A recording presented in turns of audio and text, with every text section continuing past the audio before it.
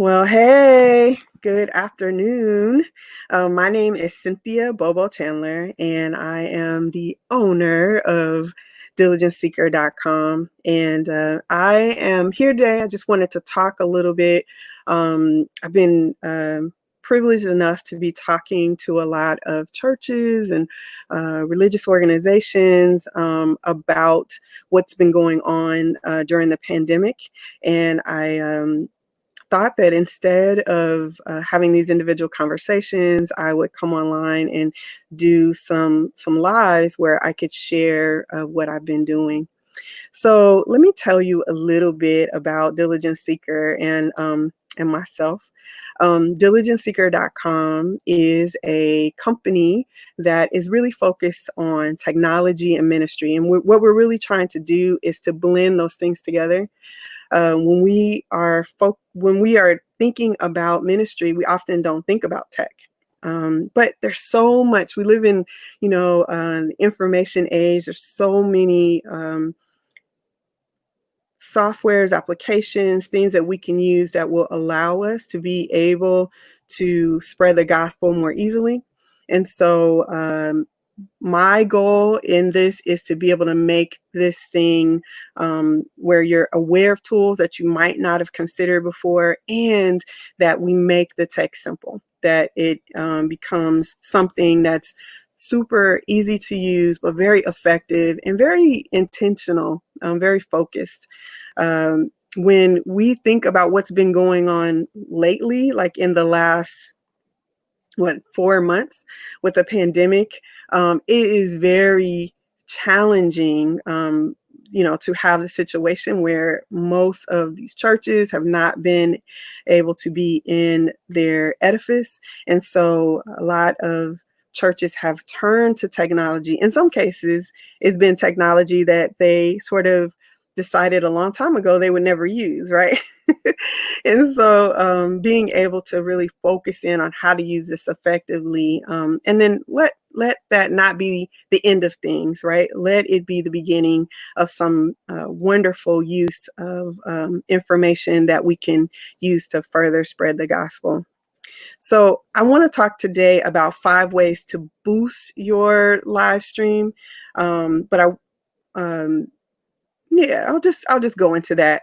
5 ways to boost your live stream. So here's the scenario. We have a lot of churches that have had to live stream.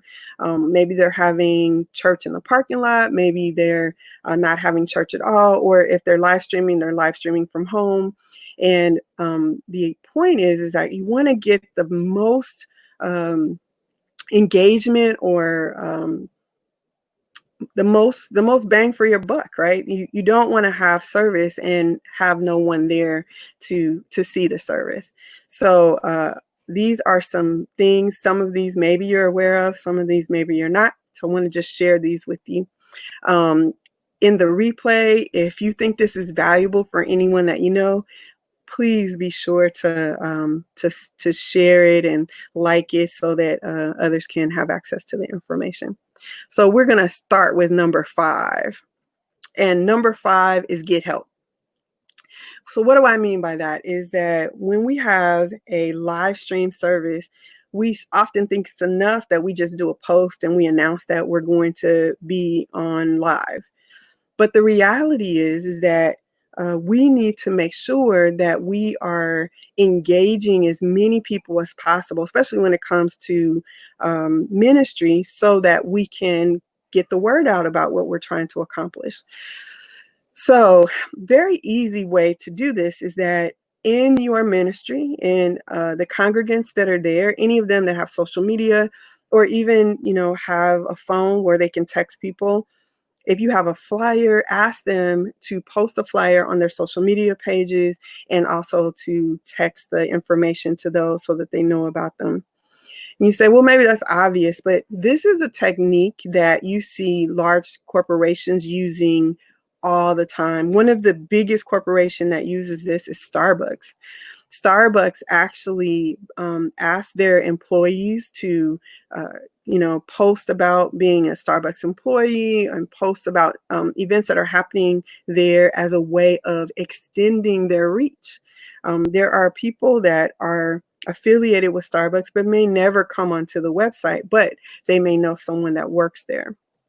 So when we talk about ministry, wouldn't it be great to take advantage or allow your congregants to spread the news, right? Sheep beget sheep.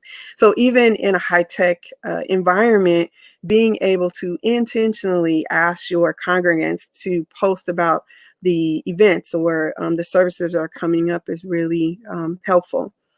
And then the other piece of this is that don't just post by putting it up and sharing it, but ask them to write about why this service is important to them. What is it about the pastor? What is it about that particular event? What is it about that particular day? This will help engage their viewers, their friends, so that they will not look at it as just another post, but they will look at it as something that is important to their friend. And as a result, they'll pay more attention to it. So the number 5 is get some help. Okay. All right. Number 4, when we talk about boosting your broadcast, is to boost for reach. And boost is kind of used in 2 ways here. Boost here means to consider a purchase ad. Now, I know that there, for some churches or ministries, you may not have a hard and fast advertising budget. However, when we talk about digital advertising, it is such a great way to be able to, if you're going to put money in something, to be able to have your dollars really make sense. In another life, I was a graphic designer. And one of the things that happens when you do advertising, marketing in the print world is once you've printed something, it's done. You can't make adjustments to it. You can't change the audience. You can't do anything. You just have to use what you printed. When it comes to digital printing or digital advertising, you have a lot of flexibility. You can make adjustments to who you send it to. You can make adjustments to what it is that you're showing. And I think the best part about this is that as you are doing this, this is as simple as, answering a few questions, clicking a few buttons. So it's very simple to do, and as well is very flexible, and it's very cost effective. So if you're having a big event, why not consider paying for an advertisement? One example is that we were having a crab feed at my local church, and I wanted to boost the event. I paid $40 for an advertisement, and I was able to identify, the local area around me. It was a crab feed. And those that I thought the age range, women versus men, all of that, who I thought would attend. And I paid $40 and I got 14 tickets for $40. The tickets are $50 a piece. So that's $700 that I got for my $40 investment. So, all that to say, consider boosting your event. Why do you want to boost it? Is to get more people to be able to see your service. All right. Reply and respond. When we talk about your church service online, and we're talking about a live feed, think about this. When someone comes into your church, there's a greeter there, there's an usher, there's somebody there that is going to talk to them and give them the lay of the land and ask them, if they're comfortable, give them maybe an offering envelope or a visitor document, a visitor packet, right? When we are doing things online, we don't always have that we don't think of it that way. But when you are doing your live stream, if you get someone or you have a few people that are there, kind of like moderators, to be able to comment or to be able to answer questions as things occur, this will very much allow that person who may not be familiar to engage with the video that much more. So I'm online and the pastor's going forward, and maybe someone asks, where can I send my prayer request, or how can I make a donation, or where is the church located? Right in the middle of the stream, by responding to those questions, you're able to engage someone that might not have all of the information, and that in that way you now have someone that knows that you're paying attention to them. So think about this when you're talking about boosting that broadcast. Think about getting someone that's willing to sort of mind the comments and be there and be willing to help and answer questions as you see fit. One of the things that's also really nice is that after the broadcast is over, if you see the names of people that are not affiliated with your church, why not send them a little message? Why not invite them to become a part of, maybe your church has a Facebook group, or invite them to become a part of your mailing list. In that way, you're not losing connection with them. The value of that connection may go on and on and on. We're expecting, and probably all of you that are now doing live streams, you may find that you're having people that come and are a part of your live stream that are not a part of your local church. They may not even be in your city or your state, but you want to stay connected with them. So use this idea of reply and respond to continue that connection with them. All right, consistency. This may be obvious to you, but consistency is something that is going to build your numbers. When you are there, meaning you say that church starts at 11 o'clock on Sundays, you should be starting your broadcast at 11 o'clock on Sundays. If you are broadcasting, your Bible study on Wednesdays at a particular time, then do that.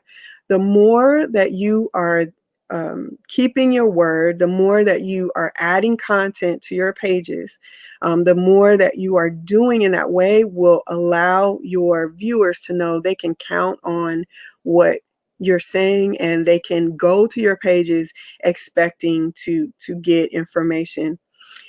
It actually will build your pages quite a lot if you have something that happens on a regular basis. Daily is probably the most that you could ever do. Weekly definitely doesn't.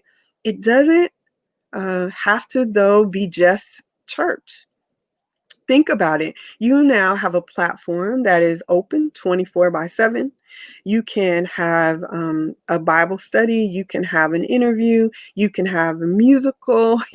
There's so many things that will allow you to be able to highlight what is happening on your channels and to increase the consistency, not just with when you show up, but the value and the quality of what you show up with.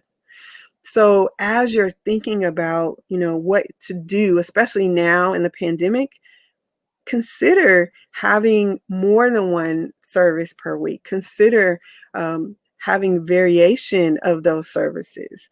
Consider all of these things as ways to increase your brand and to increase your consistency, because there are people that are looking to your service and they're seeing what makes you unique.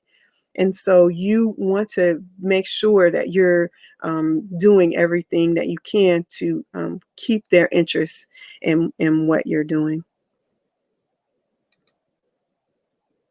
All right, and engagement.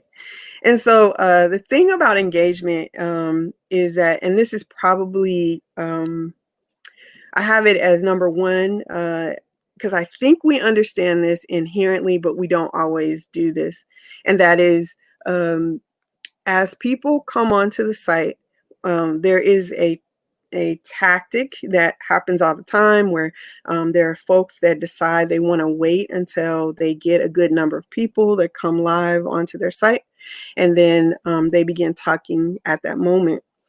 One of the things that you may realize, though, is that with the algorithm, and I'll speak specifically about Facebook, the algorithm for Facebook is all about friends and acquaintances. And so what Facebook does is that it will let your friends know, those that have elected to know when you go live. The more engagement that you have at the beginning of your live, the more open it is to be shared with more of your friends that you have on Facebook. You may have noticed that while you may have a couple thousand friends on Facebook, you don't see them all the time. That's because the algorithm on Facebook doesn't allow for that.